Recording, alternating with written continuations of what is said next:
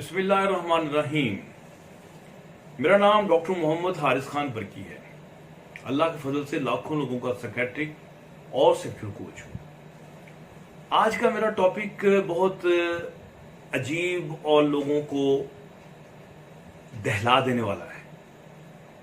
वो है कि सेक्स को मुकम्मल तौर पे जब दबा देते हैं उसके क्या खौफनाक नताइज पैदा होते हैं।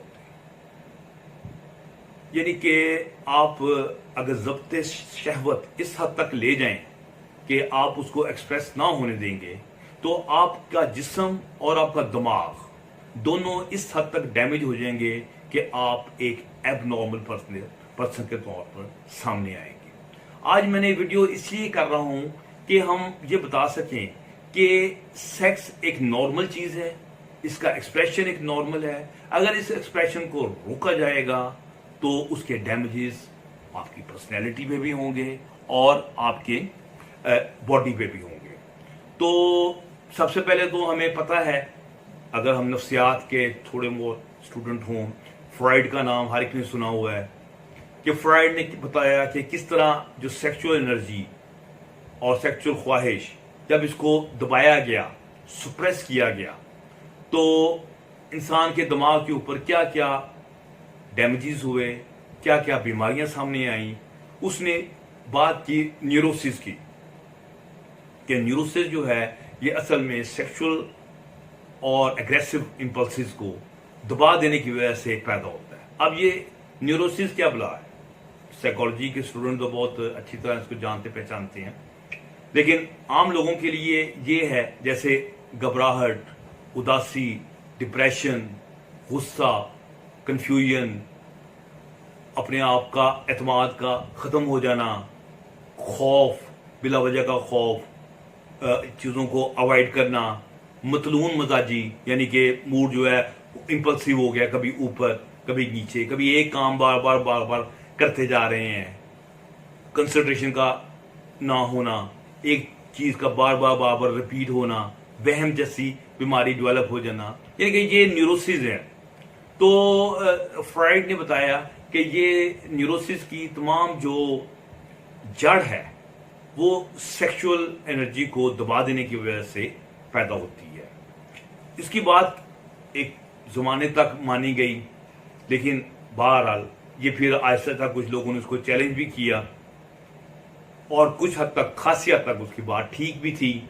जैसे हिस्टीरिया की बीमारी है।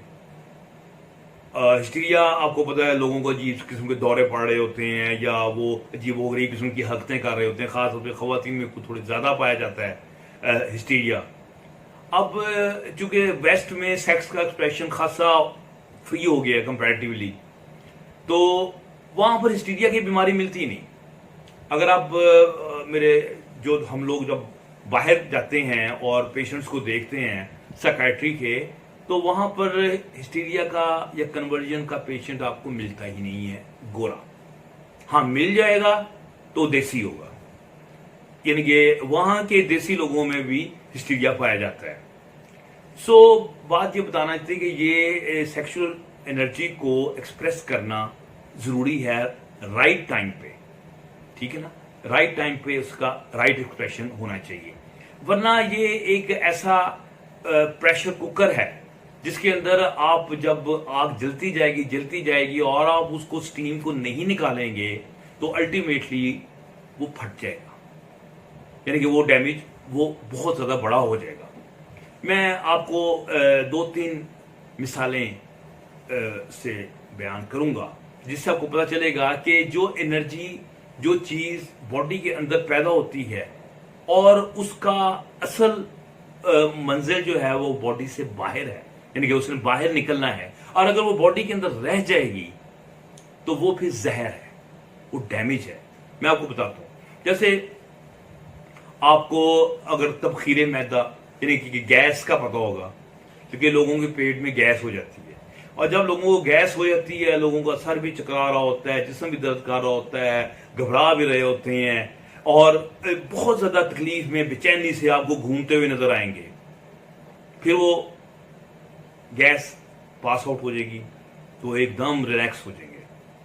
तो इसका मतलब जो बॉडी के अंदर एक्स्ट्रा जब कोई चीज पैदा हुई गैस, वो अगर वो अंदर रह गई वो तकलीफ दे रही। जैसे आप यूरिन की एग्जाम्पल लें, पेशाब की, आप पेशाब है आप इसको रोक लें, रोके रखेंगे, लेकिन आप बिल्कुल रोके रखेंगे तो आपका हशर हो जाएगा, टांगे कांपनी शुरू हो जाएंगी। कभी आपको बस में सफर करना पड़ जाए लंबा और आप 2 बोतलें पी के आप बैठ जाएं और बीच में आपको यूरिन आ जाए, फिर आपको समझ आएगी मेरी इस मिसाल की कि आपकी टांगे कांपनी शुरू हो जाएंगी। अगर बस वाला रोकने को तैयार नहीं है, आपको पसीने आने शुरू हो जाएंगे, घबराहट के मारे आपके बुरा हाल हो जाएगा और आपके कतरे निकलने शुरू हो जाएंगे, यानी कि एंजाइटी का लेवल पीक पे होगा। और फिर वो स्टेशन आए आप करेंगे, आप बिल्कुल रिलैक्स हो जाएंगे। इस तरह जिनको कब्ज होती है उनको जानते हैं, वो लोग जानते हैं कि कब्ज जो है वो उनका क्या हशर नशर करती है।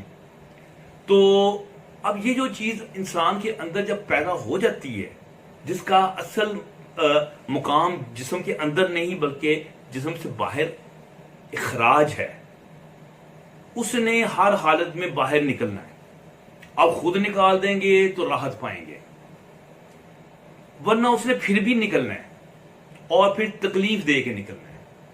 यानी कि फिर कहते हैं ना, जैसे 100 गंडे भी खाने हैं और 100 छितर भी खाने हैं, यानी कि ये वो मिसाल होगी कि आप यूरिन रोके रखेंगे, तकलीफ भी बर्दाश्त करेंगे, फिर कतरे भी निकलने शुरू हो जाएंगे, फिर आप हो सकता है वो वैसे ही आप यूरिन सारा पास कर दें।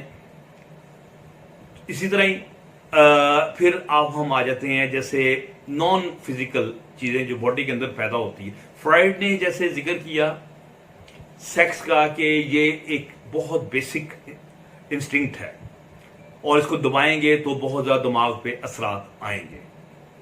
उसने साथ साथ गुस्से का भी जिक्र किया। गुस्से की मैं मिसाल इसलिए दे रहा हूं कि सेक्स का और गुस्से का बड़ा क्लोज रिलेशन है।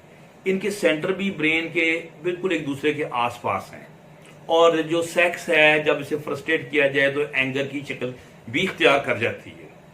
और अगर आपको बहुत ज्यादा गुस्सा चढ़ा हो तो और आप उसे एक्सप्रेस ना कर पा रहे हो तो फिर क्या होता है? ब्लड प्रेशर बढ़ना शुरू हो जाता है, घबराहट, पसीने, टांगे कांपनी शुरू हो जाती है, यानी कि मुख्तलिफ किस्म के असरात आपके जिस्म पे और आपकी साइकी पे आने शुरू हो जाते हैं। आप उसी गुस्से को जब पॉजिटिव तरीके से एक्सप्रेस कर देंगे, रिलैक्स हो जाएंगे। अच्छा, गुस्सा जो अंदर है उसने एक्सप्रेस फिर भी होना है। अगर आप तो पॉजिटिव तरीके से एक्सप्रेस कर देंगे तो निजात पाएंगे, वरना एकदम फट पड़ेंगे, बकवास करना शुरू हो करेंगे, गालियां देना शुरू हो जाएंगे, लड़ना शुरू कर देंगे, फिर आपको मजीद कुट पड़ेगी। यानी कि उसने गुस्से ने निकलना जरूर है। अगर पॉजिटिव निकाल लेंगे, बड़े पॉजिटिव तरीके हैं इसकी, आपको अलग कभी वीडियो बना देंगे कि आप पॉजिटिवली किस तरह इसको एक्सप्रेस कर सकते हैं, तो 100 बिस्मिल्लाह, अच्छी बात है। नहीं करेंगे तो निकलना तो उसने फिर भी है। अब हम सेक्स की तरफ आते हैं। सेक्स जो है ये एक एनर्जी भी है, एक मादा भी है। मसलन जब आप किसी को सेक्सुअली देखते हैं, जिसम एकदम खुश हो जाता है, ब्लड प्रेशर आपका थोड़ा सा रेज करता है, दिल की धड़कन तेज होती है, मुंह पे मुस्कुराहट, आंखों में चमक आनी शुरू हो जाती है, ये नॉन मटेरियल चीजें उसकी, ठीक है ना। मटेरियल में क्या है? सीमन, मनी जमा होनी शुरू हो जाती है और मनी ज्यादा होनी शुरू हो जाती है जब उसको एक्सप्रेस नहीं करते। सो इसका मतलब है कि इसका वजूद जो है वो मादी भी है और गैर मादी भी है। तो जब हम इसको मुकम्मल तौर पे हम बंद कर देंगे तो हमारे जिस्म के ऊपर इसके और हमारे दिमाग के ऊपर बड़े खौफनाक किस्म के नताइज वो सामने आएंगे। मैं उनमें से कुछ हल्के हल्के बयान कर देता हूं। जैसे उन लोगों में गुस्सा बहुत होगा, फ्रस्ट्रेशन बहुत होगी, बात बात में परेशान नजर आएंगे आपको, नेगेटिव थिंकिंग उनमें बहुत नजर आएगी। सेक्स उनको अजीब मुसीबत है, इरेक्शन होती है तो उनको शर्म आती है, शेम उनमें आ जाती है, कॉन्फिडेंस उनमें खत्म हो जाता है, ठीक है। फिर उनमें घबराहट का लेवल इतना बढ़ जाता है सम टाइम कि वो किसी तरीके से यूज तो करते नहीं, उसका नकास तो होने नहीं देते, वो कहीं वैसे ही उनकी मनी निकल जाती है। फिर उनको कतरे आने शुरू हो जाते हैं, यानी कि वो जैसे मैंने कहा था कि एनर्जी जब पेशाब को जैसे आपने रोके रखा है तो कतरे निकलने शुरू हो गए, यानी कि यहां पर भी दांत की शक्ल में वो कतरे आने शुरू हो गए। निकलना उसने जरूर है, आप रोक नहीं सकते, या फिर आपको एहतलाम होना शुरू हो जाता है। और कई दफा एहतलाम इस हद तक बढ़ जाता है कि वो भी आपके लिए एक बहुत बड़ी मुसीबत बन जाता है। तो सेक्स ने इन एनी केस निकलना जरूर है अपने तरीके से। अगर तो आप पॉजिटिवली निकाल लेंगे, सुखी रहेंगे, नहीं तो वो दुख दे के, तकलीफ दे के वो निकलेगी। इसके फिर हमारे साइकी पे क्या इफेक्ट आता है? लोगों में एंजाइटी, डिप्रेशन, फिर कई लोग फिर हाथ का इस्तेमाल करते हैं। पहले तो याद हो वो बिल्कुल करते ही नहीं है, जब करते हैं तो बेइंतहा करते हैं, फिर वो शेम में चले जाते हैं, गिल्ट, परेशान, ये मैंने क्या कर लिया, ये तो बड़ा मसला हो गया। या कहेंगे वो एकदम किसी लड़की खुदा खास करके बच्चे पे अटैक कर देगी, जी मैं कंट्रोल नहीं कर सकता, मेरे पे शैतान ने हमला कर दिया, मैं बेकाबू हो गया, मुझे ये हो गया, मैं वो हो गया, मुझे माफ कर दो, ये कर दो। क्यों? एक एनर्जी को बिला वजह रोक रखा था और वो मसला उनमें हो गया। और फिर वो कई दफा वो फिर इस हद तक दबा देते हैं कि वो लोग जब शादी करते हैं तो उनको दबाने की आदत सेक्स की इस हद तक बढ़ चुकी होती है कि जब राइट टाइम आता है उसको एक्सप्रेस करने का तो भी फेल हो जाते हैं।